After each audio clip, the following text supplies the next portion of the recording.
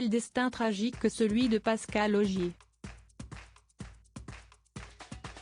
Fille de l'actrice Bulle Augier et d'un musicien, jeune actrice en devenir, la jeune femme, étoile montante du cinéma français au début des années 80, aurait dû être une idole du cinéma.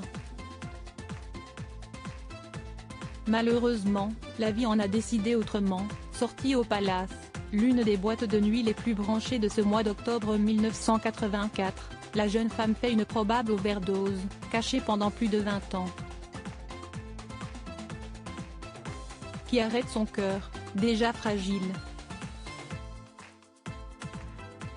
Ses amis, qui ne sont pas au courant qu'elle souffre d'une malformation cardiaque, tardent à appeler les pompiers. La jeune femme meurt, à quelques heures de ses 26 ans, et alors que la sulfureuse Avenue Maria, dans laquelle elle joue l'un des premiers rôles, lui apportera une célébrité posthume qu'elle ne connaîtra jamais. Pourtant, tout cela aurait sans doute pu être évité. Quelques heures avant son décès, l'une de ses amies s'était alertée sur son état de santé. Interrogée par Libération, Aline Serment, qui faisait partie de ses proches, avait expliqué « Elle était très fatiguée et j'insistais pour qu'elle lève le pied.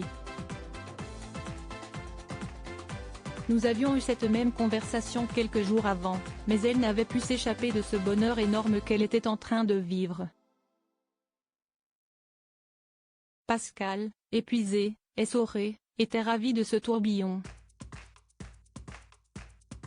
Il devait être entre 19h et 20h, je lui dis au revoir sur le trottoir. La jeune femme ne la reverra plus, et doit regretter aujourd'hui de ne pas avoir été plus persuasive. Tout en sachant que son amie était tombée dans le piège de la drogue, un critère qui, pendant longtemps, n'a pas été évoqué officiellement. Pourtant, le chanteur Renaud, qui la connaissait bien, n'avait pas hésité à en parler dès les années 80, sous couvert de l'un de ses tubes les plus célèbres.